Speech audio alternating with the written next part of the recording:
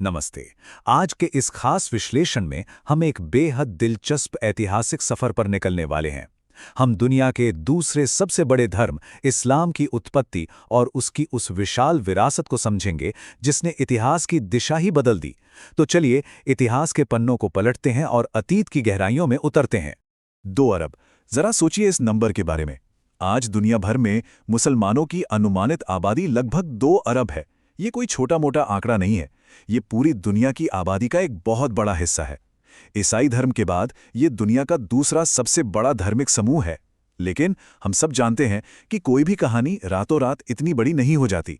हर विशाल पेड़ की शुरुआत आखिर एक छोटे से बीज से ही तो होती है।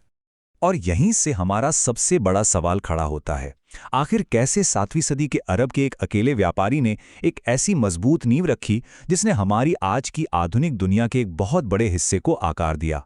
इस सवाल का जवाब सिर्फ एक इतिहास नहीं है, बल्कि एक बेहद शानदार और प्रेरक कथा है। आइए इस कहानी की शुरुआत करते हैं। कहानी का पहला अध्याय है मक्का का अनाथ। खुद को 6ठी शताब्दी के अरब में महसूस कीजिए। एक ऐसा समाज जो पूरी तरह से अलग अलग कबीलों में बटा हुआ था।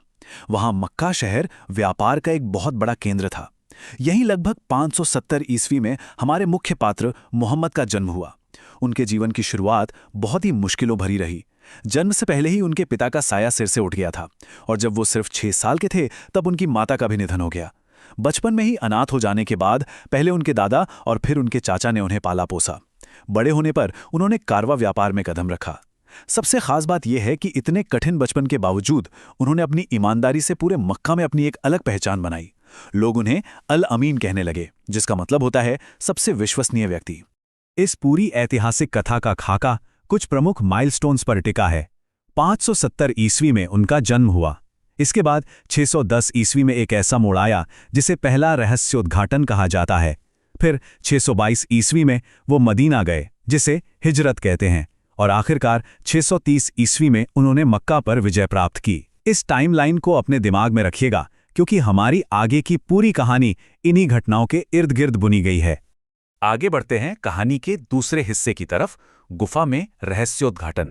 मोहम्मद अब 40 साल के हो चुके थे। वो मक्का के समाज की हालत और नैतिक गिरावट से काफी परेशान रहते थे और अक्सर शहर से दूर एकांत पहाड़ों में ध्यान लगाने जाते थे। साल था 610 ईसी। मक्का के पास हिरा नाम की एक गुफा थी। इस्लामी परंपरा के अनुसार जब वो वहां ध्यान में बैठे थे तो अचानक उनके सामने स्वर्गदूत जिब्रील प्रकट हुए। उस पल की तीव्रता की कल्पना कीजिए। स्वर्गदूत ने उन्हें सिर्फ एक ही आदेश दिया, इकरा यानी पढ़ो। मोहम्मद, जिन्हें पढ़ना लिखना नहीं आता था, वो घबरा गए। स्वर्गदूत ने उन्हें जोर से गले लगाया और फिर से कहा, पढ़ो। ये कोई आम घटना नहीं थी। ये कुरान की पहली आयतों के उतरने की शुरुआत थी और एक आम इंसान के पैगंबर बनने का वो ऐतिहासिक क्षण था। हिरा की उस गुफा से जो सबसे शक्तिशाली विचार बाहर आया, उसे सिर्फ एक शब्द में समेटा जा सकता है, तौहीद। इसका मतलब है सख्त एकेश्वरवाद। ये बिल्कुल साफ विचार था कि केवल एक ही ईश्वर है, अल्लाह, जिसकी कोई मूर्ति नहीं है, कोई आकार नहीं है। जरा सोचिए, उस समय मक्का एक ऐसा समाज था जहां कई मूर्तियों की पूजा होती थी। ऐसे में तौहीद का ये विचार उनके लिए एक बहुत बड़ी चुनौती बन गया। इसने पूरे समाज की पुरानी मान्यताओं की नींव हिलाकर रख दी। अब आते हैं तीसरे और एक बहुत ही नाटकीय मोड़ पर, मदीना की ओर हिजरत। तौहीद का ये नया संदेश मक्का के शक्तिशाली कुरैश कबीले को बिल्कुल रास नहीं आया। उन्होंने मोहम्मद और उनके अनुयायियों पर भयानक अत्याचार शुरू कर दिए। ये दर्दनाक दौर पूरे 13 सालों तक चला। हालात इतने बिगड़ गए कि पैगंबर मोहम्मद की हत्या तक की साजिश रची जाने लगी। और इसी संकट के बीच 622 ईस्वी में वो अपने अनुयायियों के साथ मक्का से बचकर मदीना शहर की ओर निकल पड़े। इस महान प्रस्थान को ही हिजरत कहा जाता है। ये घटना इस्लाम के इतिहास में इतनी बड़ी और अहम थी कि इसी साल से इस्लामी कैलेंडर यानी हिजरी कैलेंडर की शुरुआत मानी जाती है। इस कहानी में मक्का और मदीना के दौर के बीच एक बहुत बड़ा कंट्रास्ट है। मक्का में बिताया गया समय पूरी तरह से संघर्ष करने और एक आध्यात्मिक नींव रखने का समय था। लेकिन मदीना पहुंचते ही कहानी का फोकस एकदम बदल जाता है। मदीना में मोहम्मद सिर्फ एक धार्मिक उपदेशक ही नहीं रहे, बल्कि एक बहुत ही कुशल प्रशासक बन गए। वहां उन्होंने मदीना का संविधान तैयार किया। इस संविधान ने वहां के अलग अलग कबीलों और धर्मों को, जिसमें यहूदी भी शामिल थे, एक साथ जोड़ा। इसने धार्मिक स्वतंत्रता पक्की की और पहले इस्लामी राज्य की स्थापना की। ये राज्य निर्माण का एक बेहतरीन ऐतिहासिक उदाहरण था। इतिहास से अब हम इसके वैचारिक पक्ष की ओर चलते हैं, आस्था के मूल सिद्धांत या अकीदा। इन ऐतिहासिक घटनाओं के पीछे जो सोच और वैचारिक ढांचा था, आइए उसे समझते हैं।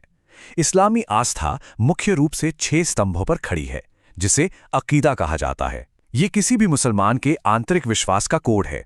पहला, एक अद्वितीय ईश्वर पर पक्का विश्वास। दूसरा, ईश्वर के फरिश्तों पर विश्वास। तीसरा, ईश्वर की तरफ से आई पवित्र पुस्तकों जैसे कुरान, तौरेत और इंजील पर विश्वास। चौथा, आदम, अब्राहम, मूसा, ईसा और अंतिम पैगंबर मोहम्मद जैसे सभी पैगंबरों को मानना। पांचवा, कयामत यानी न्याय के दिन पर विश्वास करना। और आखिरी है दैवीय पूर्व नियति यानी तकदीर पर विश्वास, कि दुनिया में जो कुछ भी होता है वो ईश्वर की मर्जी से होता है। ये एक बेहद साफ और तार्किक वैचारिक संरचना है। आंतरिक विश्वास के बाद बात करते हैं बाहरी अमल की, यानी इस्लाम के 5 स्तंभ। आंतरिक विश्वास को अपनी रोजमर्रा की जिंदगी में उतारने के लिए इस्लाम में 5 अनिवार्य स्तंभ हैं। ये वो काम है जो दुनिया भर के हर मुसलमान की जिंदगी को एक दिशा और अनुशासन देते हैं। पहला है शहादा, यानी ये घोषणा करना कि ईश्वर एक है और मोहम्मद उसके रसूल हैं। दूसरा है सलात, यानी दिन में 5 बार प्रार्थना या नमाज पढ़ना। तीसरा है ज़कात, जो अपनी संपत्ति का एक तय हिस्सा गरीबों को दान करने के लिए होता है। चौथा सौम है, जिसमें रमजान के महीने में सूर्योदय से सूर्यास्त तक उपवास रखा जाता है। और पांचवा है हज, यानी जीवन में कम से कम एक बार मक्का की तीर्थयात्रा करना, बशर्ते इंसान शारीरिक और आर्थिक रूप से ऐसा करने में सक्षम हो। और अब हम पहुंचते हैं इस सफर के आखिरी हिस्से पर, एक विश्वव्यापी विरासत।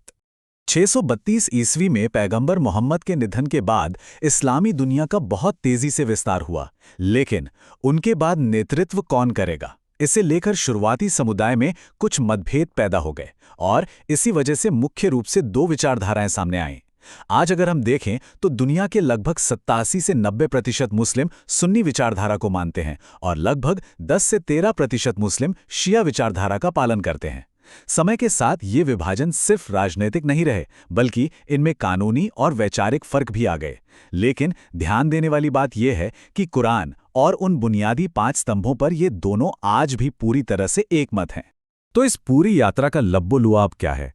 अंत में ये कहानी हमें एक बहुत गहरे विचार के साथ छोड़ जाती है। 7वीं सदी में अरब के रेगिस्तान में एक व्यापारी द्वारा शुरू किया गया वो सफ़र, मदीना का वो ऐतिहासिक संविधान और समानता व अनुशासन की वो शिक्षाएं, आखिर कैसे वो आज भी अरबों लोगों के दैनिक जीवन, उनके कानूनों और उनकी संस्कृति का मार्गदर्शन कर रही हैं। ये वाकई सोचने वाली बात है कि इतिहास की इस असाधारण कहानी का असर आज भी दुनिया के हर कोने में महसूस किया जा सकता है। इसी आखिरी विचार के साथ हम आज का अपना ये विश्लेषण यहीं समाप्त करते हैं। हमारे साथ इस